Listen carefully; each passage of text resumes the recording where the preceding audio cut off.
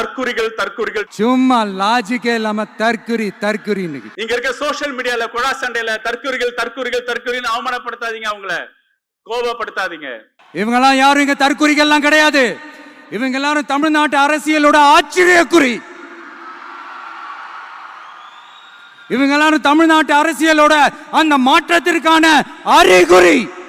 தற்குறிகள் தற்குறிகள் சொல்லிட்டு ஒரு பிற்படுத்தப்பட்ட ஒடுக்கப்பட்ட பட்டியலின இளைஞர்களை நம்ம விமர்சனம் செஞ்சுட்டு இருக்கோம். அது தவறான அப்ரோச். நம்ம அவங்க கிட்ட பேசல, நம்ம கிட்ட பேசாம போறது நம்மளோட தப்பு. நம்மளோட கல்லூரி ஆசிரியர்கள் பேசல, நம்மளோட பள்ளிக்கூட ஆசிரியர்கள் சமூக நீதி அரசியல் அவங்களுக்கு சொல்லி கொடுக்கல, நம்ம பேசல. ஏன்னா அவன் மொழி நமக்கு தெரியல. நம்ம உரையாட ஆரம்பித்தோம்னா அவனை கன்வின்ஸ் பண்ணலாம், பேசலாம். அங்க தலைமைகள் ஒரு சுயநல போக போறாங்க. ஆனா அங்க இருக்க பசங்க ரசிகர் கூட்டம் தான். அந்த ரசிகர் கூட்டத்துக்கு உரையாட தொடங்க வேண்டும் தோழர்களே. அவங்க விமர்சனம் பண்ணது கூடாது. நம்மளே என்ன பண்றோம்னா ஒரு வெறுப்புணர்ச்சியை நீங்க கொண்டு இருக்கீங்க. அவங்க சங்கிகள் கிடையாது, அவங்க சங்கிகள் கிடையாது. அவங்களோட பேச தொடர ஆரம்பிக்கணும்ன்ற நான் இங்க இருக்க இளம் பேச்சாளர்களுக்கு உங்களுக்கு அது பொறுப்பு இருக்கு.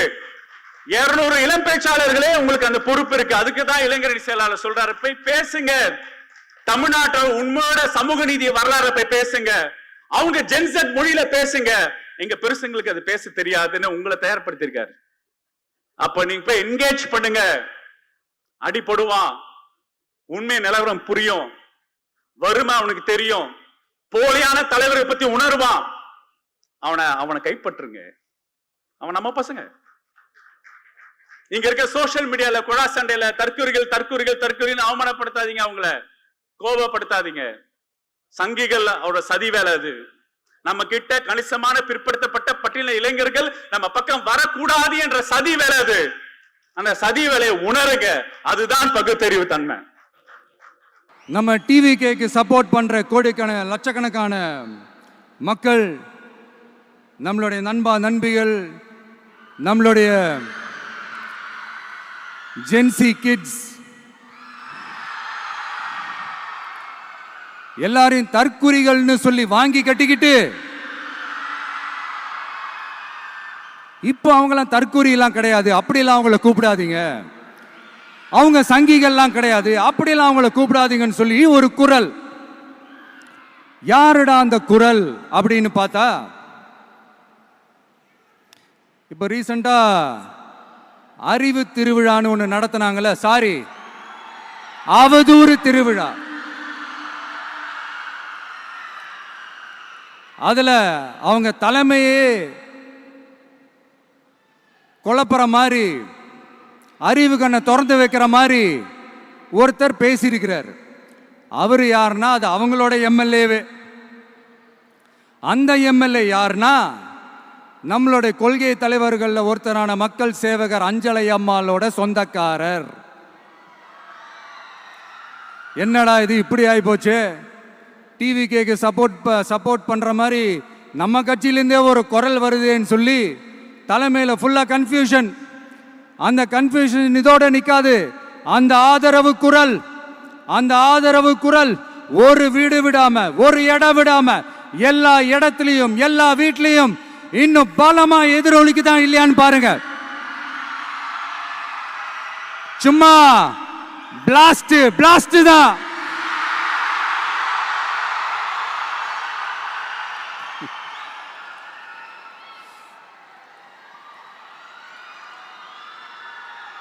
இது இன்னைக்கு நேத்தெல்லாம் நடக்கலைங்க. 1972லயே நடந்து முடிஞ்சிருச்சு. எப்போ எம்ஜிஆர் அவர்கள் கட்சி ஆரம்பிச்சாங்களோ அப்பவே அது ஒரு கூத்தாடி கட்சி. எப்போ எம்ஜிஆர் அவர்களுக்கு பின்னாடி அத்தனை மக்கள் திரண்டு நின்னாங்களோ அப்பவே அது ஒரு கூத்தாடி கும்பல். நடிகர் கட்சின்னு சொன்ன ஒருத்தர் அதுக்கப்புறம் எம்ஜிஆர் கூடயே போய் சேர்ந்துட்டாரு. இன்னொருத்தர் இவரெல்லாம் ஒரு ரவுண்டு தாங்க வருவாரு, 2வது ரவுண்ட்லாம் காணாம போயிடுவார்னு சொல்ல இன்னொருத்தர் அதுக்கப்புறம் போய் எம்ஜிஆர் கிட்டே போய் சேர்ந்துட்டார். ஸோ இந்த மாதிரி இவங்க 2 பேர் மட்டும் இல்லை, ஒட்டுமொத்த தமிழ்நாட்டு மக்களும் எம்ஜிஆர் அவர்கள் கூட தானே போய் சேர்ந்தாங்க.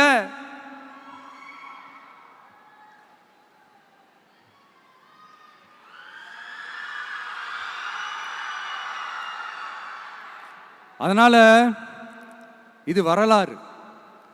இந்த வரலாறு நம்மளை விட அவங்களுக்கு இன்னும் நல்லாவே தெரியும். அதனால தான் பார்த்தீங்கன்னா 53 வருஷமா அதே கதறல்கள். கூத்தாடி கூட்டம், நடிகர் கட்சி, நடிகர் கூட்டம், இப்படி. மர்மயோகின்ற ஒரு படத்துல அவருடைய கேரக்டர் பேர் வந்து கரிகாலன். அதுல ஒரு சூப்பர் டயலாக் ஒன்று சொல்லியிருப்பார். குறி வைத்தால் தவற மாட்டேன், தவறுமானால் குறியே வைக்க மாட்டேன்.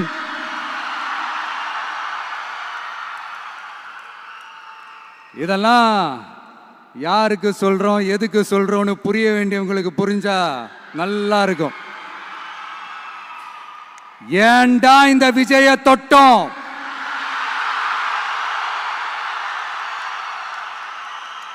ஏண்டா விஜய் கூட இருக்கிற அந்த மக்களை தொட்டோம், நினைச்சு நினைச்சு நினைச்சு ஃபீல் பண்ண போறீங்க.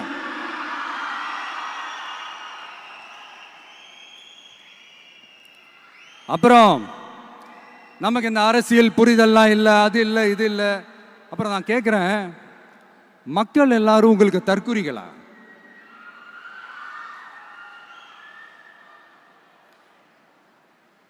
அதே மக்களோட ஓட்டு வாங்க போற நாம தற்குறிகள்னா, அப்ப இவ்வளவு நாள் அதே மக்கள் கிட்ட தானே நீங்க ஓட்டு வாங்கிட்டு இருந்தீங்க. அப்ப நீங்க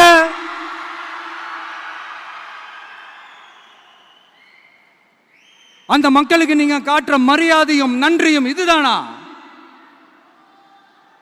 ஒண்ணு மட்டும் சொல்றேன், எழுதி வச்சுக்கோங்க. இந்த தற்குறின்னு சொல்றீங்கல்ல, இந்த தற்குறிகள்லாம் ஒன்னா சேர்ந்துதான் வாழ்நாள் பூரா விடையை கண்டுபிடிக்காத முடியாத அளவுக்கு உங்க அரசியலே ஒரு கேள்விக்குறியாக்க போறாங்க.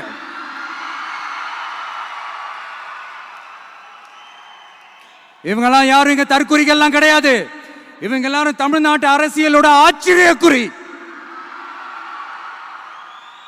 இவங்க எல்லாரும் தமிழ்நாட்டு அரசியலோட அந்த மாற்றத்திற்கான அறிகுறி. சும்மா லாஜிக்கே இல்லாம தற்குறி.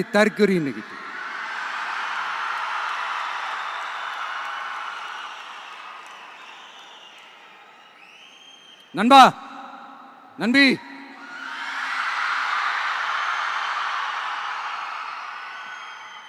எல்லா மேடையிலும் ரிப்பீட்டடா ஒரு விஷயம் நான் சொல்லுவேன்ல, இப்ப நீங்க சொல்லுங்க.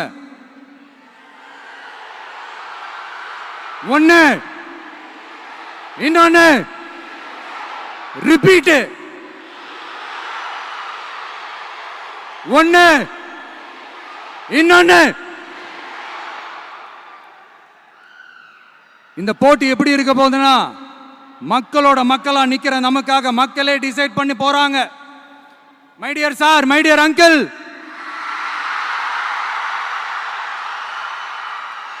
ஆல்ரெடி டிசைட் பண்ணியாச்சு. கான்பிடென்டா இருக்க மக்களே, நல்லதே நடக்கும், வெற்றி நிச்சயம். மீண்டும் சந்திக்கும் வரை நன்றி, வணக்கம்.